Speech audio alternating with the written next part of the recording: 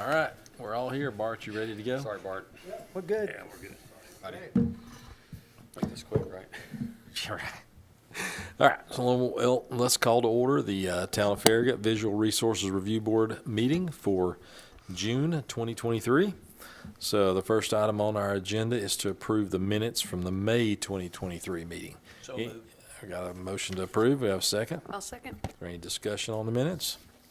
All in favor say aye. Aye. Aye. Any opposed? So next is the staff report from the wall sign applications approved since the last meeting. Looks like we've had a number of them this month, so you want to give us the summary there of anything, or are there any questions? There have been quite a few. We have a Sono Bello that's going in up off Parkside. It's up next to the Men's Belk.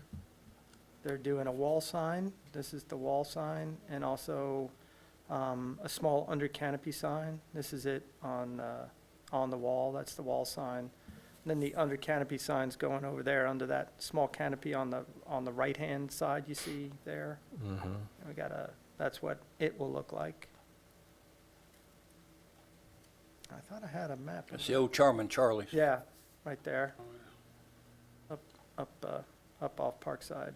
So that's where that one's going. Allstate's just adding a sign there. This is sort of the configuration that a lot of the stores up there in the log cabin development up there on North Campbell Station.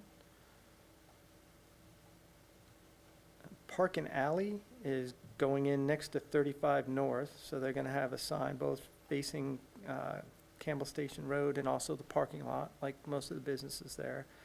So this is the smaller of the two, which is actually going to be going towards on the wall that faces Campbell Station Road, and that's because of the way we permit signs based on the leased frontage, and that's an odd building, and they actually have a wider width on the parking lot side than they do on Campbell Station side. So that's what the sign will look like on from Campbell Station Road, and then that's it at night, a day and a night view. All the signs in there are sort of reverse lit, halo lit, so they're got that sort of, light effect that comes from behind them at night. And then this is a slightly larger sign, same look, that will be going on the backside there from the parking lot. And you can see there they have a little wider frontage there, and so that's their space. And they're putting it over their entrance doors. And that's what that one will look like at night, so that's similar. Then we have Burlington. It's going where Off-Broadway Shoes used to be. It's taking that space up in, again, off Parkside. This is a sign they'll be putting in facing their parking lot. And then because they back up to the interstate, and this is just it with its dimensions, they can also have a sign on the back of the wall facing the interstate. So that's what they'll be putting on the back wall. And that's just, they're all going to be channel letters, and that's just a mounting diagram for those. Then Island Fin Poke is going in up again off Parkside and on the north side of Parkside in one of those strip centers. That's a pretty simple one.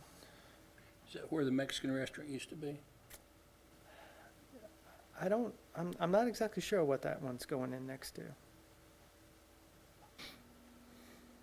It's in the T-Mobile. Yeah, it's in that center.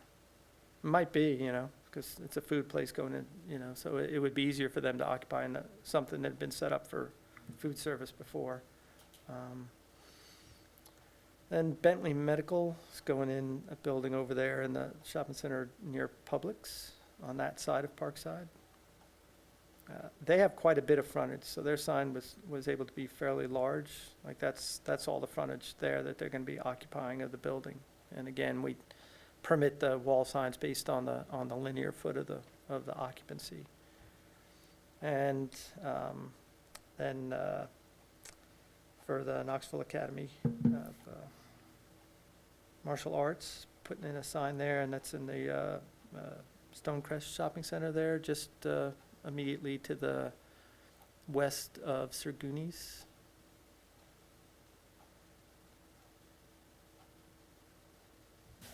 And Okay. that's- Anybody have that's any questions about the wall signs? All right, with that, we'll move on down to the ground mounted sign applications. So the first one is Life Stance Health, located at 11840 Kingston Pike. Okay. This is a tenant panel. It's going in there in the same building as Knox Valley Dental, which is there across from the Ingalls Shopping Center, sort of at the corner of Cheho Road and Kingston Pike on the south side there. You know, they're taking up 2 spaces on that sign, you know, so they're, you know, getting a larger tenant panel. They're occupying 2 of them. I'm not sure how much space within the building they're taking up. They may be taking up, you know, a good part of the rest of the building from the dentist's office. And that dentist actually, I think, is the one that developed the building himself. He was, so, yeah. And then, you know, that's what it'll look like at night. It's an internally lit sign. And, you know, from there, you can see he's taking up those 2 future tenant spaces. I was understanding he was taking all the rest of it He may be. as far as the Yeah. square footage. Yeah, so, that's, you know, clearly a visible sign, it's legible, you know, staff can recommend approval of that. Is that a local company just moving locally, or is it coming into town new? You know, I don't know. Yeah, No, I don't know. Bell's heard of them? Haven't heard. Don't know anything about them. All right, do we have a motion? I'll make a motion to approve. Second. A motion and a second. All in favor, say aye. Aye. Aye. Any opposed? All right, so we'll move down to Bentley Medical, located at 11668 Parkside Drive. Okay, this is another tenant panel, again, it's going in that same general area as the Publix.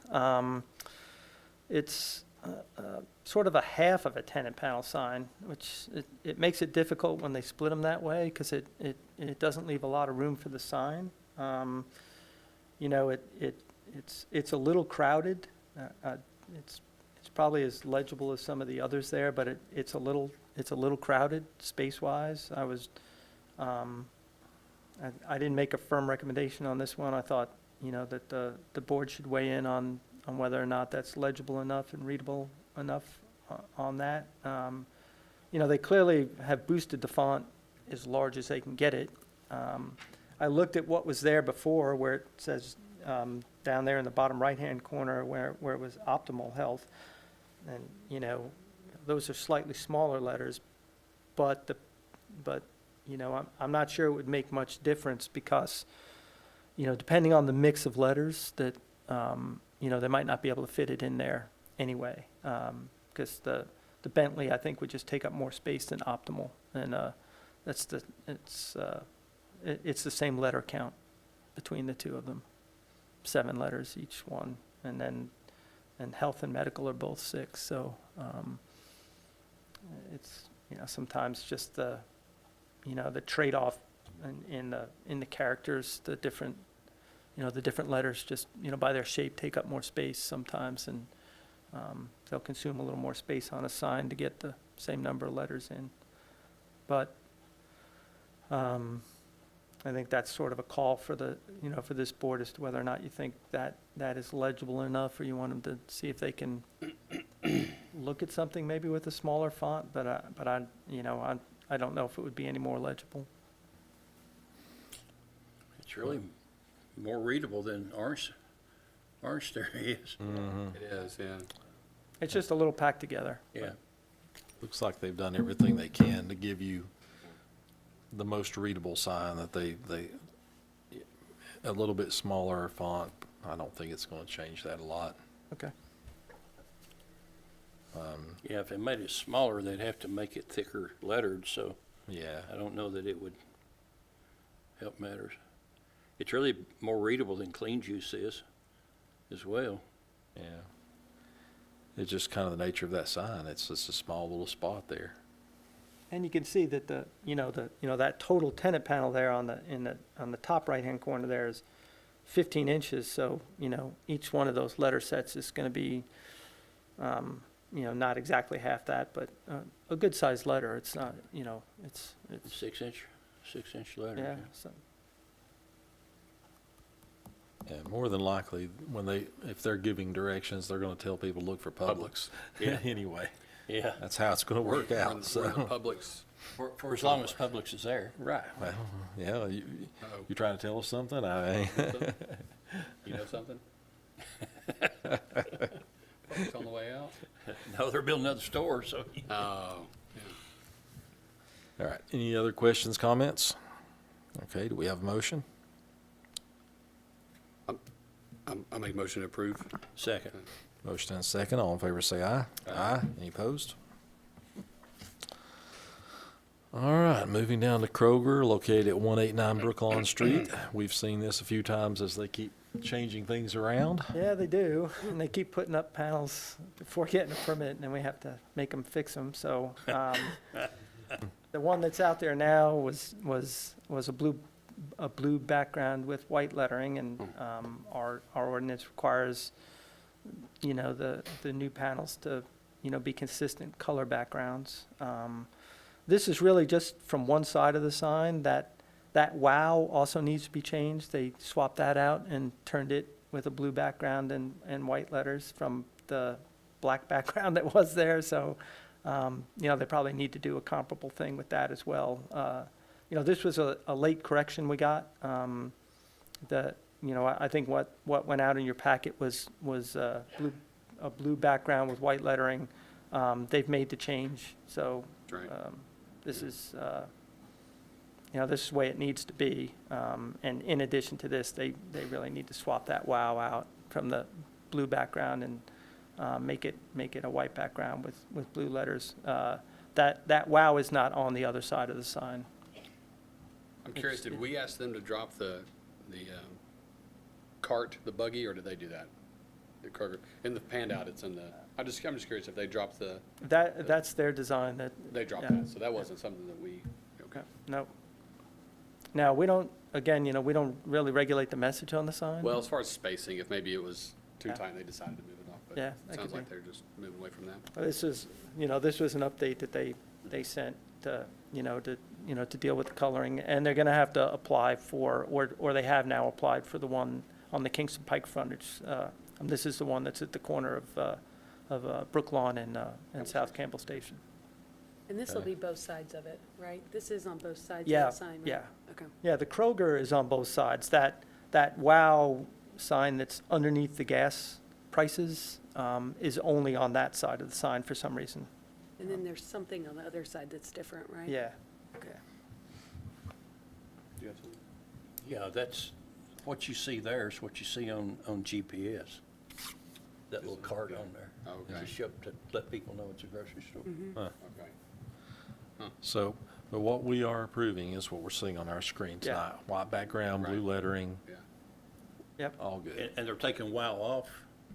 Well, I think they want to leave the wow, but I noticed when I drove past there today that the wow was also changed out to be a blue background from white lettering. It's no longer a black background with white lettering. So they swapped that sign too, and they probably need to correct that as well as the. So we're going to have a white background where WOW's at? We should. I Okay. mean, Okay. Is that what we're going to ask for a motion?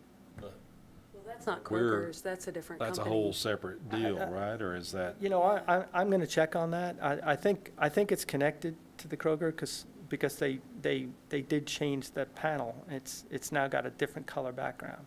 But I'll find Interesting. out about that, and if they need to change it, I'll have them do that. But for tonight, you're really just approving the Kroger sign here. Okay, so, all right. Any other questions, comments about the Kroger sign? We wouldn't complain much if all of gas was that price. Yeah. You want to make a motion that gas has to always be that price? That'd be Is that what great. you're going to do? Okay, Lock that in. all right. Be wow, right? All right, do we have a motion on the Kroger sign? So moved. We have a second? Second. We have a motion and a second. All in favor say aye. Aye. Any opposed? Okay, Island Fend Pokey located at 11615 Parkside Drive. This is one that unfortunately I didn't get it in the packet. It's just an oversight on my part. We were scrambling late on Friday to get the packet done, so, this is, again, out there on Parkside.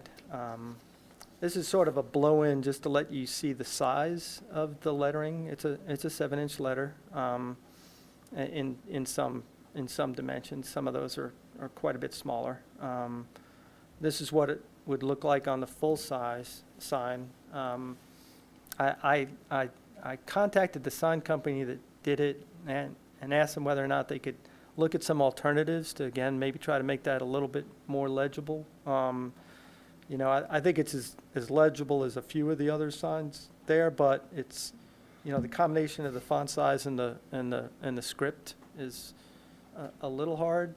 Again, it's, you know, but it is a 7-inch letter, so it, you know, it's a little deceptive there. And the sign company said they wanted to stay with that because that's, you know, sort of their logo thing. You know, my initial thought was if they dropped that CO on the end for the company and maybe just staggered the height, you know, the island fin and the poke a little bit, they could maybe boost the font and it might be more effective for them. But you know, they didn't want to make that change. And again, this is one that I think the board needs to weigh in on, and you know, whether you think that's legible enough for that sign. I think you know are all familiar with those signs out there along Parkside as to, you know, what is and is not going to be legible. And it was, you know, some of those signs clearly aren't very good. Some of them are faded, some of them got too much on them, you know. But I was sort of on the fence on that one as to whether or not it was, you know, would be, you know, be an issue for the motoring public going past to be able to, you know, see that and not have to be paying too much attention to the sign and not enough attention to driving. The reality is that's a difficult placement on that sign to be in that lower corner like that. It is a little bit difficult to see that row anyway through there. And you must rely really more on the wall sign than the ground sign anyway. Okay. But we just did 7.5-inch letters on Bentley Medical, but they were all block letters, Yeah. which is Yeah. different from this. Way easier to read than this. Mm-hmm.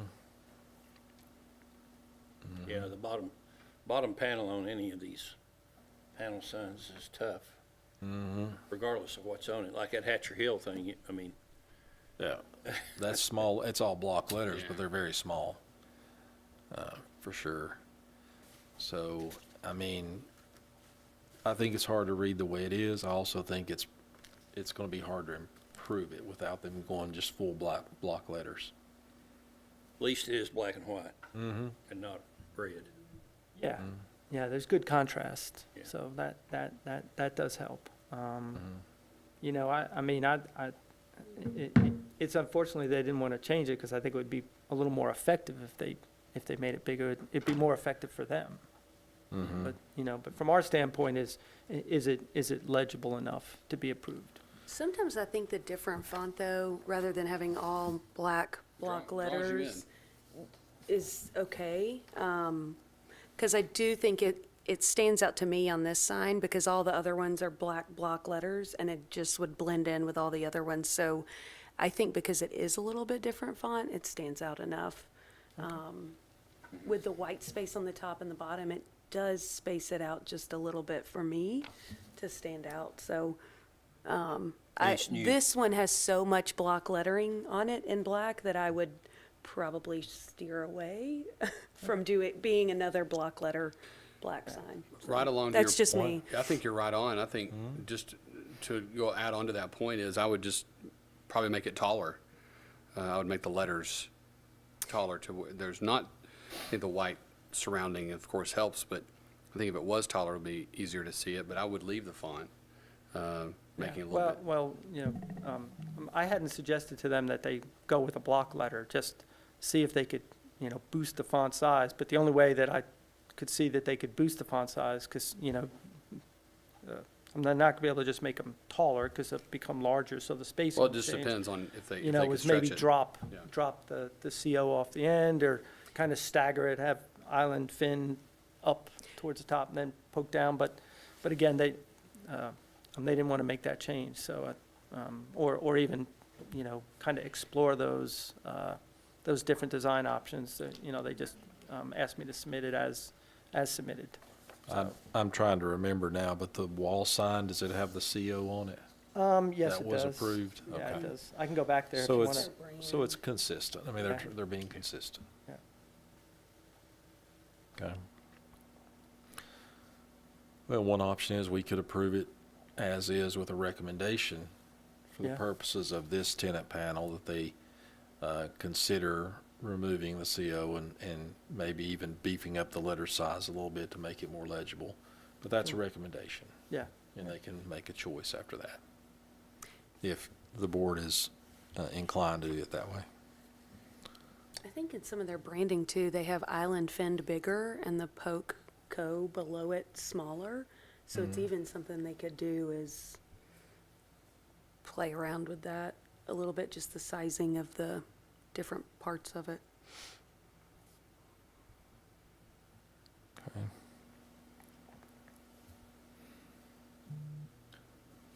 Any other comments or questions on it? Do we have a motion on this one? I'll make a motion to approve with a recommendation to, I guess how do we word this? Recommendation to, do we say drop the company, or stretch the lettering? Consider, Recommendation to consider dropping the company and stretching the lettering as a recommendation. okay. all right, do we have a second on the motion? Yes. Second. All right, motion and second, all in favor, say aye. Aye. Any opposed? If I All would right. done that, I would did island high, fin in the middle, poke down low. Because you could have got a lot bigger in. There's a lot of options there, but, all right. Well, so we're moving down to Taco Bell at 11217 Kingston Pike. This is the primary ground mounted sign at this point Yep. that we're looking at. Have some issues with both of these next two. So, here's Taco Bell. You're all familiar with where it is there on Kingston Pike. The first sign is the ground sign that's there and, right in this area. It's an existing sign, but they're, totally changing the look of it, and they're probably going to, put a whole new can on it, according to the, to the sign company I spoke to. It's a local sign company that's going to do, I think, the fabrication and the installation, but all the design work is coming from, corporate and an out of state. So all of my initial comments there are in my staff memo, and they either didn't address the comments that staff had, or they addressed them in a non-compliant way. So, didn't get dimensions on the site plan, didn't get like the full height dimension from grade, and I just have the dimensions on the sign. The dimensions they put in the sign application, it's too large area-wise. I told them, that we would not count the vacant space in what would typically be a square here, but they'd have to give me the area calculation for this shape sign, and they didn't provide that. And also, our ordinance requires the address number to be at the top of the sign, not at the bottom. The original submittal didn't have any numbers, and their solution to it was to put it, at the bottom, which was not really what my comment said. So, from staff's perspective, we couldn't permit this sign this way. So staff just recommends denial of this. They can go back to the drawing board. Again, it's not really the local sign company. you know, they're just sort of a middleman, and they passed the comments on, and this is what they got back in terms of a amended brand book. So it's, again, it's something we wouldn't be able to issue a permit on, because it just doesn't comply with our standards right now. Yeah, I make a motion to deny. Second. Okay, we have a motion and a second to deny. Do we have, or all in favor say aye? Aye. Any opposed? I've Okay. gotten back with the sign company, and I'll follow up tomorrow or next day and just make sure, and, you know, it'll get resolved. It's just a matter of getting it worked out. They can hopefully submit for the next meeting, something that's compliant. Well, they are an existing business, so it's not like they're on a time frame like a new Yeah. business coming in or anything like that. You know, So, that one still works. yeah, it's still Yeah, there. We know where it is. Yeah. Sure. Likewise, we have the Taco Bell menu board. I think you have some issues with that as well. Yeah, same sort of issues with this. You know, we provided them some comments. There was, you know, less problems with this one, but again, here, they're going in, you know, on the backside here, it's an existing drive-through. So it is in the mixed-use town center area, which if it was being developed new now, would have some additional screening standards and whatnot on drive-throughs and menu boards, but, you know, the facility exists, but they are changing out all of the hardware and signage for the drive-through. So I put this in, this is the current color scheme on the building. And actually, they had went out there a few years ago. It seems like it might have been back during COVID, and started painting quite a bit of purple on that building. And we got a bunch of phone calls from citizens and elected officials and a few other things. And we went out there and had to stop them. And, you know, they were going to paint that entire top section from the white band to the roof line, that upper section purple. There was going to be quite a bit of purple at the entranceways. Again, this is in the mixed-use town center area, which has some additional architectural design standard parameters on it. So they had to repaint the building. You know, they had to fix what they had done and repaint with a compliant color scheme that met our adopted standards. So this is the way the building looks today. I took these pictures today. It's a lot of gray, some off-white. These sort of canopy areas are very, very dark brown. And the trim is, if it's not black, it's close to it, or a very, very dark charcoal up here along the trim here and the trim there.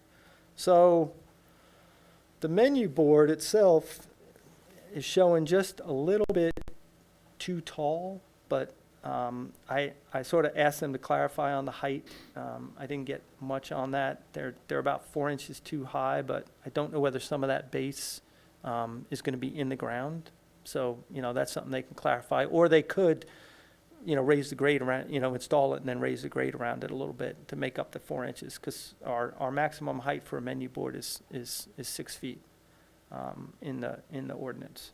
And then the area of the menu board is fine. So the size of it, except for a little bit of height, about 4 inches of height, is fine. And that coloring, if that's the way it's colored, would be okay too. That sort of dark black, dark charcoal gray. Then this is the ordering area, you know, with the microphone and all. I don't know whether that brown is actually, you know, it's hard to tell on this, but we need it clarified as to whether that brown is going to be dark enough to match some of the trim brown that's on that, or something else on the building. Because again, with this being in the mixed-use town center area, it's zone C1, and there's a provision in there that for menu board and drive-through, the menu board and all of the associated facilities that go along with that have to be architecturally compatible with the building. So they're going to have to use colors on the building on this piece of hardware. And certainly that column that's holding up the clearance is not going to be able to be purple. It's going to have to be a color that matches something on the building, or just, like a very neutral, like a black, would be fine as well. So they were made aware of that, and they didn't make They any still changes. sent you this? Yep. Okay. So, this is the same thing we did with, like Starbucks when they first came in. They wanted, a lot of green hardware on the poles holding up their things. Starbucks branding on a lot of this. We did let them do the clearance bar in green as opposed to yellow, but that's it when you go to Starbucks. McDonald's has a little bit of color, like a little bit of yellow splash, like that purple bar here on a couple of theirs, but their main supports for the ordering and, for the canopy covers, and also the clearance bars are all in black. So, I think we're being consistent by asking them to be consistent with their building, and that's what the code calls for. So again, they didn't address the comments in a compliant manner, and, we wouldn't be able to permit this the way it was turned in. So, just recommend denial, and they can go back to the drawing board on that. I'll make a motion to deny. Second. Motion and second. All in favor say aye. Aye. Any opposed? Okay, the next item is the Church of Jesus Christ of Latter-day Saints located at 13001 Kingston Pike. Now, this is for the primary ground-mounted sign. However, the applicant has asked for this item to be withdrawn and deferred to a subsequent meeting. With that request, do we even need to vote No, to defer it? I mean, it's good as is, correct? yeah, they deferred action on it. All right. And we'll move down to the landscape plan applications, also the Church of Jesus Christ of Latter-day Saints located at 13001 Kingston Pike. Let me just catch up real quick here.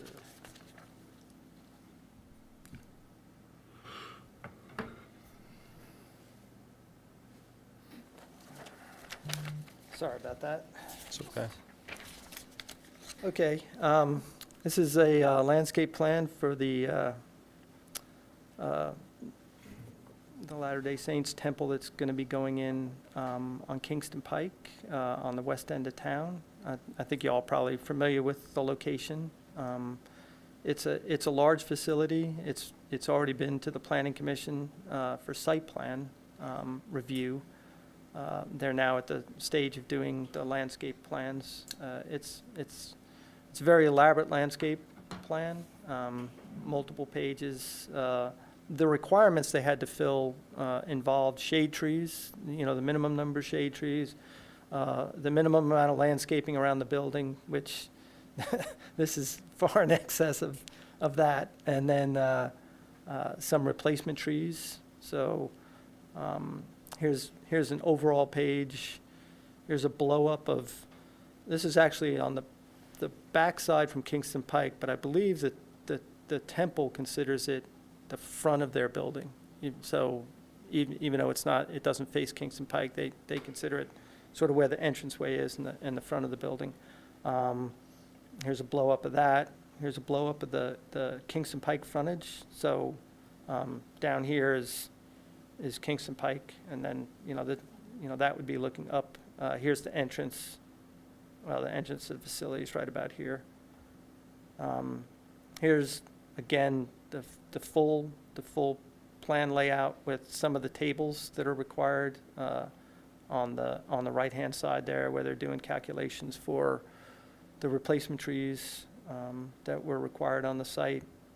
Again, same thing with some of the other landscaping requirements, and here they're just documenting, that they comply with the standards. There's the overall plant list and all the counts.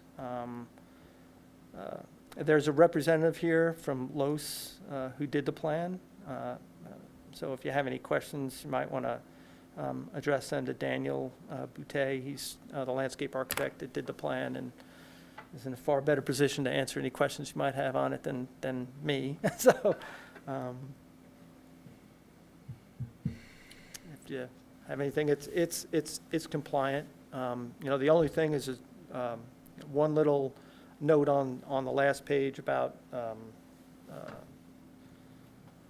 field substitutions and field changes. They were going to put some extra language in there that it would have to comply with town standards. That got missed. You can either add that, or when we stamp the plan approved, if you all approve it, I could add that note on the approval as well. So it's just, so that there aren't field substitutions or changes made that would then be non-compliant. So if they started to use like an invasive species or something like that, when something was being changed out in the field.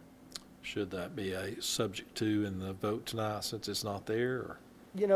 Yeah, you can, and like I said, I could put a note just on the plan, so they wouldn't even have to, turn in a new set, or they Right. could add it. It's just sort of a clarification, because the note, I think, says that, the field substitutions would have to be approved by the owner, but, and that's true, but they would also,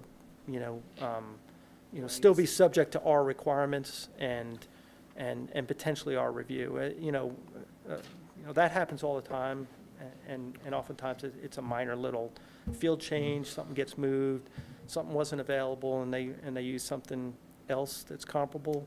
But occasionally we have situations where they do that, and then something's not compliant anymore, like they didn't choose something that qualifies as a shade tree, or they put in something that's invasive, and we have to go back and make them take it out. So, just sort of a warning that, we're still going to check the plan, and if we go out there and it doesn't match and there's a problem, then we'd have to deal with it.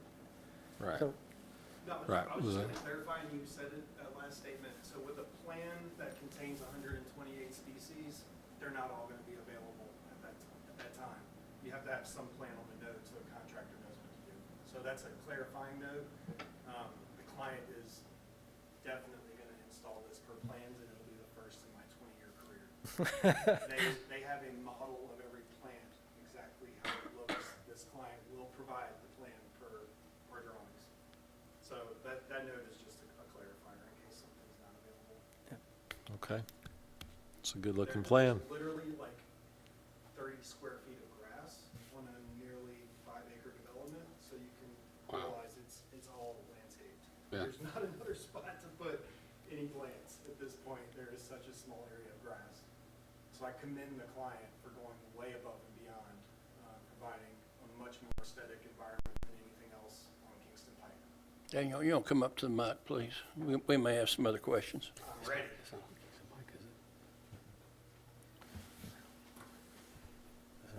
Go west.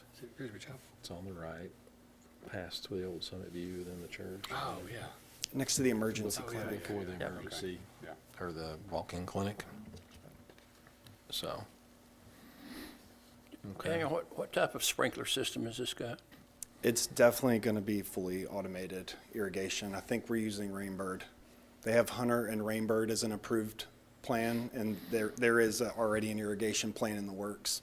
We're still modifying a few of the utility connections, so the plan's still a little bit flexible. It's always hard to read these plans on the little screens. You know, and all should the look stuff. at it for 3 months. Right, I Yeah. bet. Oh, my God. At It's the- actually, it shut down Bart's computer system, so these hatch patterns are so massive that we had to spend multiple hours trying to come up with a way to save it. So we that it heard could about even that. be Yeah, sent we and heard. shown to y'all. That's how massive it is. Like even the paper version of this is kind of a big thing. It's impressive. Can you talk about the plant material that's up along Kingston Pike where the entrance is, and is Yeah. it low growing? Yes, those 'cause are all Lines lower- of sights are a big thing for me when you're driving a They small want, they car. want visibility. There is going to be a full-time maintenance staff.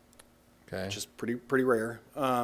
We are kind of focusing our canopy trees as part of that front yard requirement near the entrances. So we do have that sort of traditional visibility, which again is important to y'all and them. That central circular space is actually part of their program, so that's where they have a nativity scene. That space is important to them, so it's kind of more considered dual frontage. This is definitely still a front door, but as you can tell, there is actually not a door. So Bart was absolutely correct. They're anticipating the users arriving from the back and that kind of being the sequence. So yeah, most of this is, ground covers, some evergreen shrubs up against some of the foundation areas to provide a little bit more of a permanent feature, but a lot of this is just low ground covers. And part of that comes out of the sort of xeriscape culture of not wanting to irrigate more than they need to, sod, and minimize maintenance. Although I would say nothing about this is minimal on the maintenance. All right, thank you. Sure. Other questions, comments about it? To try to analyze this, I don't even know where you would start. I mean, Well, Bart has spent a week trying. He and I have had about 28 calls, and it has been intensive because all of the auto features that generate the plant schedules, every time you reprint, you've got to recheck those. So Bart has been very good at reaching out and letting us know when our numbers didn't work, and he has been very supportive of us getting to the finish line. And fortunately, from a staff standpoint, we only really have to check for compliance with our standards. And in this case, again, there was no question that, they were compliant, for the amount of landscaping required around the building for the, building to parking type frontage ratio. Shade trees, it was just a matter of making sure they had the right count and the spacing was, met our standard, and that's just, that all the parking spaces have to be within 100 feet of one and 125 feet of two shade trees, which these all are, and that all the shade trees are within 50 feet of an improved surface, so they all are. And then, the replacement trees and just making sure that, they had the right number of those and that they were qualifying for, for a replacement tree. And the only other thing, on something like this, we would typically pay a lot of attention to is to make sure they weren't using any sort of, non-native exotic invasive. But Daniel's really good about that. That's something that he cares a good bit about. So when going through those, it made that a little bit easier. It didn't necessarily have to Google every one of them because I'm not an expert in plant species, so a lot of times I'm Googling away and comparing it to two websites I check for invasives, and that would have been demanding, but I didn't have to do a whole lot of that. There was just one or two that that I double checked. There will be some perennials and annuals that are going to get added. That's an important part of their design and their program. So we have allocated some space for that, but I would anticipate some of these areas getting larger with annuals and perennials because that is another part of their program. I've not looked at the drainage, but does some of the drainage help do the watering? So we're not like capturing any of the stormwater per se. We are creating a very flat condition, so it's not flat now. So it will help to some degree, keeping it from just rushing off immediately. But no, this will still require extensive irrigation. The real challenges has been the perimeter retaining wall, knowing that you can't put canopy trees in certain locations because you've got geogrid. So this literally is the first project I've ever had a hard time figuring out where to put more plants. It's a rare problem. Bart, is in the back right corner, is that another building? Yeah, there's a maintenance, Okay, that's what I was curious if it was. here, That's the kind of the um, groundskeeper. here's the space. enlargement, there in the, on, what I have up on the screen now is in that bottom, right-hand corner is the sort of the blow-in for that area. Okay. And then if you come down from that like midway, is that the dumpster then? Kind of to Yes. the right where that little? Yes. Okay, Yep, middle of the page right. yeah, kind of where it turns to the right there. Back in that corner. Yeah, It's an unfortunate little jog in the property line that created some, And then where the road comes out on the left side of this, where is that coming into? that ties into the parking lot entrance area for the urgent care clinic that's right there. Ah, okay. That's the secondary entrance.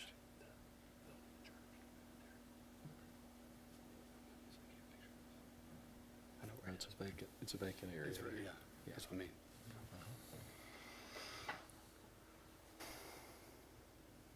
And Bart, are we still talking any about site lighting?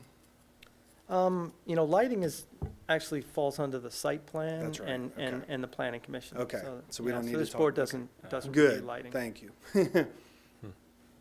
So where will, I know they pulled the ground-mounted sign, but where in this plan will the ground-mounted sign go? I actually, it's- part of me really wouldn't mind y'all talking about it. This has been kind of an interesting, again, in 20 years, never kind of dealt with the situation that I'm dealing with. They wanted to pull the sign because they're incredibly uncomfortable with the address at the top. This is like a brand for them that they have done hundreds of these across the world. And it's not my sign design, it's theirs. This is something they're sort of trying to navigate. And to be honest, I think it's really helpful for us to have a conversation about it. This building is a roughly 130-foot tall granite monolith. It's going to be massive. You're going to be able to see it. You're going to know where you're going. Part of me starts to really question the importance of the address being 8 inches at the top and what that does to the size of the sign as a whole. I think a lot of the Farragut sign ordinance is geared towards minimizing square footage, right? We don't want somebody to come in with a billboard and block views. The address requirement is doing that. So I would love, again, and I don't want it to be heated. I'd love for us to talk a little bit about it. I guess there's no graphics, so maybe it's impossible. Yeah. But I didn't- similar to the Taco Bell scenario of them showing the address below, it's the priority of what's important, right? It's what you're coming to the site for. You're coming to the site not for the address, but for what the address possesses.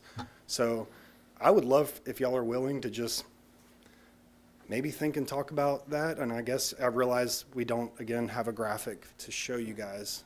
Well, Brittany, here's where they were proposing to Yeah, locate sorry, it, that was the answer to your question. right there. So straight across, Not perpendicular to the road, but parallel to the road. Yeah, parallel to and the road to only have one. Right there. So this is going to Single-sided. be a walking trail that's going to, connect in with the sidewalks on either side. And it'll be right off that walking trail. And, they had proposed a fairly large sign and one of the reasons it was pulled is because of the numbers issue. But our ordinance requires it. And without a graphic, I guess there's no reason for us to really head down that road. I just wanted to express, since the Taco Bell representative wasn't in here, the kind of uncomfortability of manipulating someone else's brand, right? It's not mine. I'm not Mormon. But I do understand their concerns that there is ironically enough, a unifying consistency that they're trying to provide for their organization, which is the point of this board. And at some point, we've even discussed it with changing the font. If every sign had white background and blocky font, you don't see where you're going. It's all just the same. So I just would maybe encourage a little bit of a conversation. And I think the goal, here's what I'm recommending. The goal is to next month submit it for discussion so that we don't have a vote up or down, but just a discussion about whether or not somebody can or cannot find their way to this temple, because we'd be able to see it from here. Yeah. Hence the reason it was pulled. That was why it's pulled. And again, Yeah. I just wanted to start that conversation so that you guys know where we're headed. Well, we appreciate- I do understand that, by pulling it, I probably shouldn't have said anything, but I know most of y'all, and I felt like it made sense since I'm here. Yeah. Well, we appreciate you giving your opinion on that. Thank you. It is in the ordinance, though, It is. yeah. and we at this board can't change ordinance. Sure. So that's a important point of Sure. the whole thing. Sure. Also, the sign lettering or the numbering being at the top is there for everyone to find any business, including emergency services. And not every business is elaborate as the temple is, Right. and not every business is easy to find. Valid It's point. going to be on different streets that are maybe not as visible as Kingston Pike. And so we have that in there for a very specific purpose to help everyone find where they're going, including emergency services. So that's just one point Sure. to consider. It's not trying to manipulate anybody's brand or anything No, like that. yeah. It's trying to make it so that everyone has the ability to find where they're going and that they can safely get there. Absolutely. And especially in terms of times of emergency. So sorry. As part of the soft conversation without any graphics, we were proposing the 8-inch address on both gates. So it would be there. So technically, the monument sign is not a required portion of the project. So with it being gone, the address on the columns would satisfy y'all's requirement. So by adding the sign, we're now changing their brand by adding the address to it. So that, I think, is the nuance of the conversation, is we Okay. still would meet the 8-inch height requirement in 2 locations at the gates. But their sign is not a sign like it is to, ironically enough, Taco Bell. They're not selling tacos. It's something that people stop and take photos with. It's like the Right. Great Smoky Mountain sign. It would be like asking them to change the Great Smoky Mountain sign from brown with the bear to a frog and green. That's to them what that change means. So I don't totally understand it, again, because I'm kind of an outsider trying to support this client. But I do feel glad, one, that I brought it up today, so at least this won't be the first time y'all have heard that we are wanting to discuss this. But I just would ask you to think about, if the sign's not required, is it really there for health and safety? Because it's not required. We're already going to have the address 8 inches on the gates. Okay. And you're going to see this granite monolithic structure. So we think we're pretty visible. And the address just becomes secondary to the name of the church. Okay. But thank you Well, for at least appreciate letting your- me tell you all that. Well, for telling us that, because obviously, until you said that, we didn't know the numbers were going to be somewhere else, Right. you know. But Right. I don't know that we can change ordinance for whatever it says, but at least that gives us something to think about. I and- feel and much know. better personally that I can sleep tonight that I at least brought this up, because to be frank, I'm a passionate designer and I take every client very seriously. Sure. This is an important project to them and it's an important project to me, and I want it to be right. So certainly not looking for any, pass on the ordinance. I just think there might need to be a discussion about the size specifically, 8 inches, and what that does to the other font. So if the address is 8 inches, the other font to be more significant, more visible, then becomes how large? And how large does that now require the sign to be? I think that's probably the healthier conversation for Farragut as a whole. Thank you. Okay. Thank y'all. Thank you. Don't run off. Thank you, Barn. Don't run off. Oh, sorry. Sorry, Ron. Sorry. Is a sign being there a requirement to them? It is. The sign is an extension of the temple. Okay, so, I know it's not on the agenda, but you're going to have to, since you did, This is my point, is I wanted us to have a human-to-human conversation about it. Thank you. where the nativity scene's going to sit, I don't have an elevation numbers here, It's so. like 7 or 8 feet higher than Kingston Pike, Okay, so your sign's going to be Kingston Pike level? a few feet higher. So it steps up. Like the existing grades are all rising into the site, and it's going to do something slightly similar, although a little bit less extreme. So right now, you're at about 9 feet higher than Kingston Pike. We're going to be around 6 or 7. The nativity scene will be, or the sign? That'll be lower. The nativity scene will be halfway up that slope. Okay, in relationship to the sign, I mean, this will be a focal point for them around Christmas time for that nativity scene. How much lower is the sign than where the nativity scene will be? About 4 feet. To the top of the sign? Mm-hmm. Including the leather height, if it Well, was on there? with their current, so their standard sign is actually pretty small. So it's 12'8", and it only has 4-inch high letters. So they actually are very minimal about what their standard design is. Okay. And it's actually to get through boards like this. They don't want big font. Bart, does this need to go back to the planning commission for a variance request, or where are we at with this? For the sign? Well, Well, I mean, the, you know, the planning commission's reviewed the site plan and, you know, this wasn't on it, though. well, the sign, I think they did show it, although, you know, we don't, the planning commission doesn't review sign location. True, but this information wasn't available, and if they're wanting us to change ordinances here, then Well, this board don't do that. and neither does the planning commission. So, I mean, you know, and this is a discussion I've had with Daniel, is the ordinance, the way it's written now, it says shall. It doesn't say maybe, it doesn't say, you know, it's a shall statement, which is a mandatory statement. The sign, you know, ground signs, primary ground signs shall have the numbers at the top. So if it's something that the town wants to have alternatives to, like if somebody's putting them on columns or something like that, that would serve the same purpose, then that requires an ordinance amendment. And then that has to go through, The board. well, and if it's an amendment to the sign ordinance, it would have to be reviewed by this board, by the planning commission, and then it would have to go to the Board of Mayor and Aldermen by, you know, for Planning ordinance. Commission approved the site plan without any stipulations. Well, it doesn't, you know, the planning commission doesn't, you know, review and approve the signs.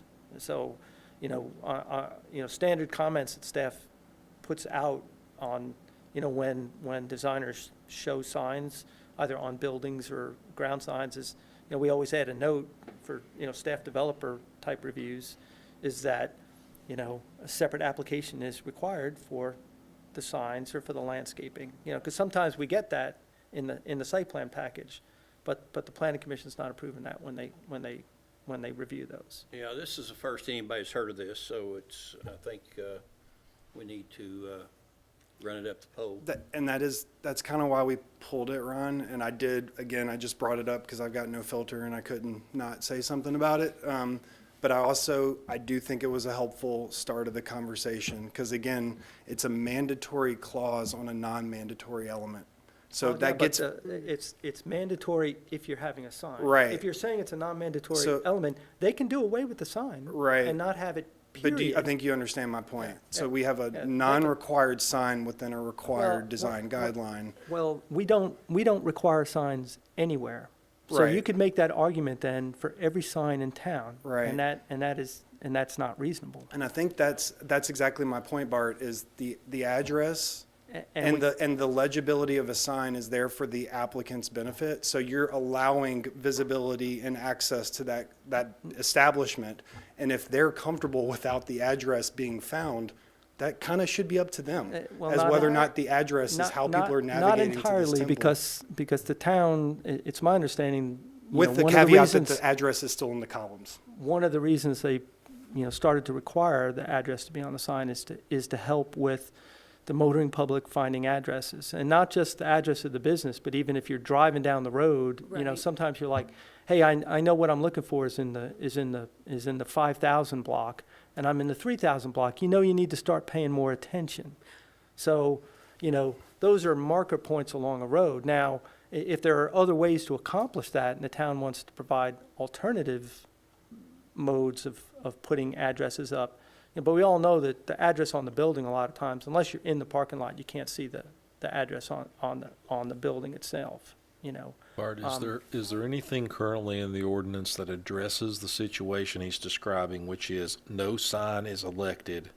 What do we do then about street numbers? Right. Well, if the building code will require a number on the building, On the building. and if it's not visible, will probably also require one somewhere out closer to the street. Now, a lot of times they use that, you know, the sign covers that. But again, you know, that would require an amendment because the sign ordinance says it shall be on the sign. Right, So if you're so- putting up a ground sign, like a primary ground sign, it requires the number to be on. and Bart, So if you already they gave the elected- answer. If they unless- elected to not put Sorry. up a ground-mounted sign, If they chose not to and put a they sign up, it's a elected to moot put it point. on columns out by the road, that also wouldn't meet the ordinance because it must be on the building? Is that what you're saying? It would, we're mixing and matching requirements. Like, the building code people, Right, you know, they're gonna require what they do through the building code. right, which means if there's no sign out front, they're gonna require a number on the building. If there's no sign, but that's not the argument I think Daniel's No, making. but I He's think making we're the working argument. our way through here because, you know, he's making an argument that if there is no sign, it's not required, then he would put it on the columns. But To meet the the requirement. ordinance won't allow that to be the only place it's put if it's required to be on the building. That's kind of what I'm hearing. Well, I don't want to speak for the codes, the building codes people. It's my understanding that it's always required on the building. And then if it's not visible enough, they can sometimes require it to be elsewhere Okay. on the site. But now, they don't deal with the sign ordinance. And Right. the sign ordinance says, you know, if you're putting a sign up, now, if you choose not to put in a sign, Uh-huh. then it's a moot point, because there's no sign to put the number on. But Right. if you put in a sign, the ordinance as it's written today requires the number at the top. Right. And so again, the reason we pulled it is we don't want to be in conflict with the ordinance, and we don't want to butt heads with staff or this group. I think there's a really simple caveat that you actually mentioned is unless provided elsewhere. So if you meet our code and provide the 8-inch address on the gate columns, then it probably isn't needed on the sign And that people are out if- taking pictures with. If that was written into the code. Right. Which it is not. Correct. So if you there want is- to amend the code, you're going to have to go through that There process. is a definite channel for a pretty simple language, a statement to clarify this. And I think that's the intent, is the sign is as minimal as a sign. This is not worth holding a project up, and it's not worth, you know, aggravating a client over this. So they want to work through this over the next several years while this is under construction, because the landscape is the important part of getting the grading permit. I have a question. Is Sure. there any signage? And thank y'all again for letting us talk about On this. the building? There will be address added to the loading dock entry space. Okay. Is there any ground-mounted signs on the back side, which will be the main entrance? Because that could be a non-primary sign. There are not any signs in the back. I think there still is a desire for it to. Non-primary signs don't require address numbers. Right, right. There's a There are solution. some of those in the town. So if it's just for pictures and not for traveling people on Kingston Pike frontage, and if that's not the main front, then, and the front is really the back to Kingston Pike, then there is possibly could apply for a non-primary sign to be put in, just a thought there. Well, yeah, if. Absolutely, if very they good put a idea. Gil sign- Fleener. Yeah, no, it's Yeah. been discussed, trust me. I've thrown it out there. Yeah, I'm it- ready. I mean, we just approved one at the apartments over here without a number on it because it's not on the street frontage that is the main street frontage. So there are signs that don't have street numbers because it would be more confusing. And it's a non-primary sign. I think, though, it has to have a purpose Yeah, to have and- a sign. Yeah, and in fact, you know, one of Daniel's coworkers was discussing with me this afternoon and, you know, asked about putting one on the other side of the building, which would be the Fleener frontage Yeah, or Fleener. somewhere over there. Right. And in that case, you know, this is a Kingston Pike address property. So, you know, it would be confusing to put, you know, Kingston Pike address. you know, 13001 001, yeah. Kingston Pike on that, so we would, you know, we would waive it because that is not the street address for that, for Right. that. But, you know, but, Thank and. Yeah. No, I you know, understand and agree. They could move the sign, but then, you know, again, it wouldn't be there, it would be a moot point. But- It but- does just, it comes back to the branding Right. concept. And again, I don't really get it, but they've done these all over the world. And so it's sort of like a consistency thing. I think that's a very creative and thoughtful and non-confrontational direction. I may or may not have also suggested that. But this, at this point, is important to them that it matches their other temples. And they just want to have this conversation, which is, again, why we pulled it. Super glad I brought it up. I think this is important to have just these kind of conversations. I think also, Bart, that entrance that goes into the urgent care. Emergency, yeah. I mean, would that be considered an entrance even though it's a secondary? Like, could they move it? Because to Ron's point, it's right in front of their kind of Nativity scene. center, if it Yeah. is Well, going to they- interfere with their nativity scene in that kind of central viewpoint. They want the sign there because they want to be able to take pictures, it's my understanding, a of the sign symmetrical- looking It up is at kind of Everything is symmetrical to the And- centimeter on this thing. Right. It's very, very symmetrical, inside and out, very symmetrical. So that Again, throws it off. we're not requiring them to have a sign. We're not requiring them Yeah. to put it there. You know, it's just a matter of, if you're going to have It like right a there. ground-mounted sign on your street frontage that you're addressed off of, then, you know, we typically require the number to be at the top, and that's what we do up and down the streets. So, Just you know, options of where it and- could be, and- if they would be Yeah. okay with moving it. and really, the only time we haven't is, you know, situations where it would create confusion on like, on a corner lot.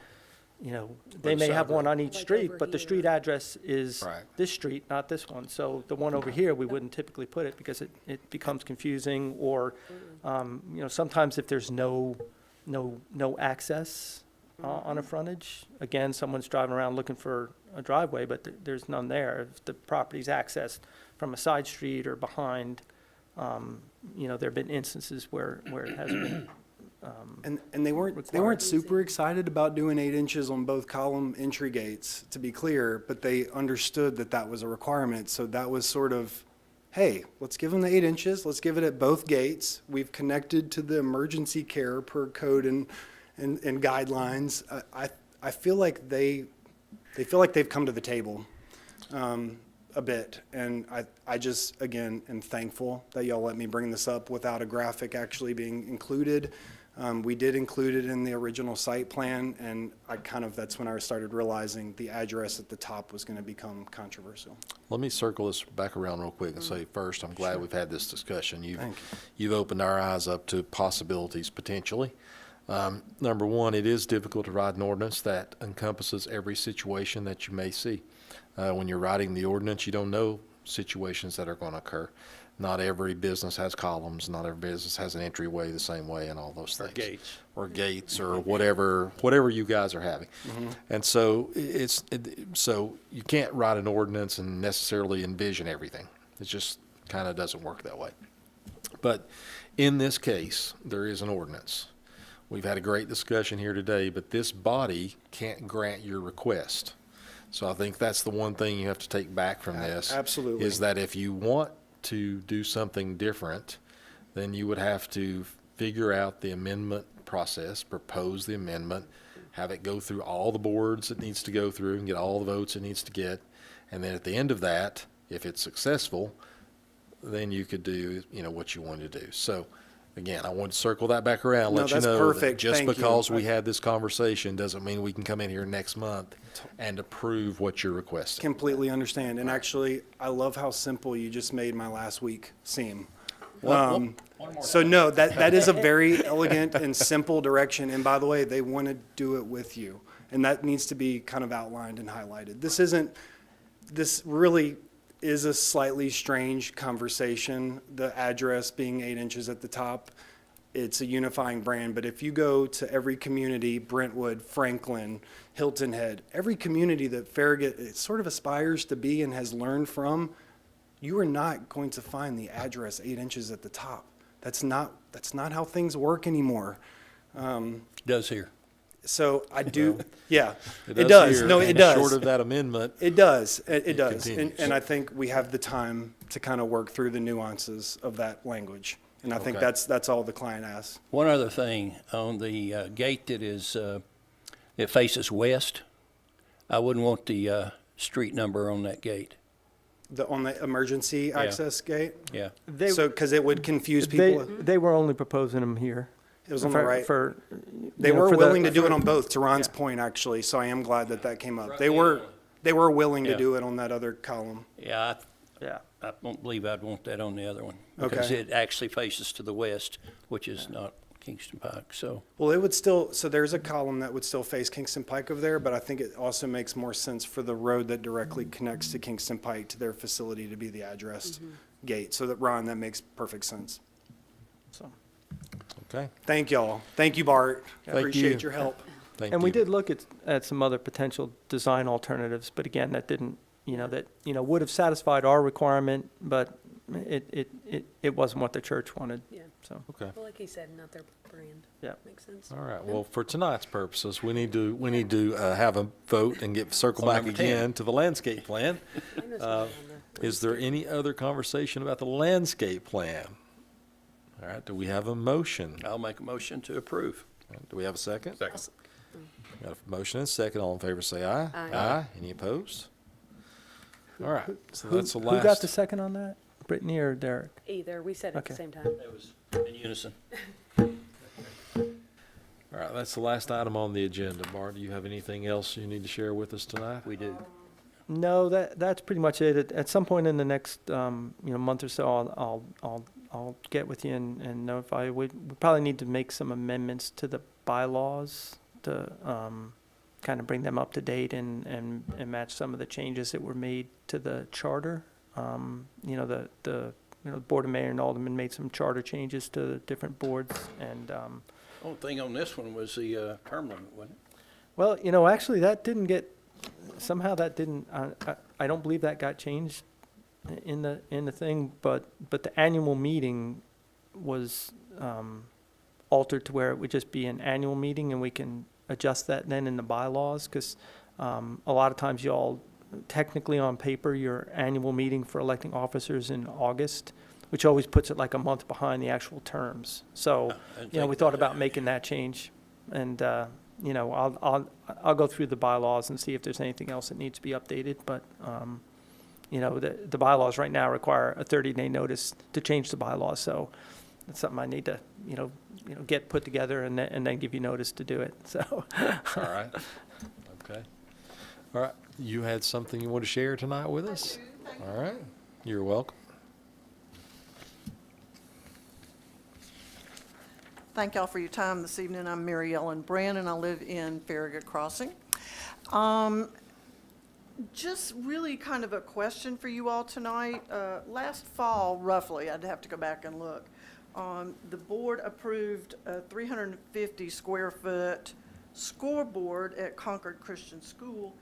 And at that time, you required certain landscaping for that scoreboard so that it was not visible along Bel Air Drive, and also to add some additional landscaping around the scoreboard itself, so to sort of help with the Farragut Crossing residents that backside live of the on, scoreboard, right? Farragut Crossing Yeah. Drive. So it's been kind of interesting to watch. The church put in the landscaping that you requested.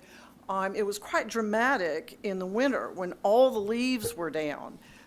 The homes that back up to Concord Christian School, to the playing fields there, and now the scoreboard, and the scoreboard was extremely visible, not only from those homes, but from the street. You could see it. So there is a home on, this is just a by the way, but there is a house on Farragut Crossing Drive that pretty much backs right up to that scoreboard, and it's now become known as the Scoreboard House. So it did come on the market. I personally know of one couple who looked at that house during the winter, once the leaves were down, and just were appalled at that scoreboard right there. But nevertheless, it is what it is. But the church did put in, as I said, the landscaping, but it was not, it hadn't been planted terribly long before we had that incredible cold spell around Christmas. Everybody's landscaping took a beating, as did some of the landscaping there that was required. So we've had some concerns expressed by some of the adjacent homeowners as to what the process is. There are several dead trees of those newly planted trees along Bel Air. There's at least one that's dead back by the scoreboard. So the question is, who's the property authority to ask the church to go in and replace that landscaping, or how do we go about that? All right. Bart, do you want to address that, or? Sure. You can put like a formal like citizen complaint into the MGO system, but I'll say something to Mark tomorrow and Holly, and we can go out and take a look at that. I mean, they are required to maintain that, so, we can go out and check that. And they probably won't be able to do much until planting season rolls around again this fall. Exactly. I think that we certainly respect that, but several of the dead ones have already been removed. So they may be planning to do something with that, replace those, like you said, in the planting season. But we just like to make sure that we have the screening Sure. that we need for that scoreboard. So, okay. And that was really all I had tonight, so I appreciate it. And thank you, Well, Bart. thank you. Appreciate you following up on that for us. Thank you. Thank you for hanging in there with us tonight. It's always interesting. All right. Well, I guess that's it. Unless- Motion to adjourn. All right. We're adjourned. See you next month.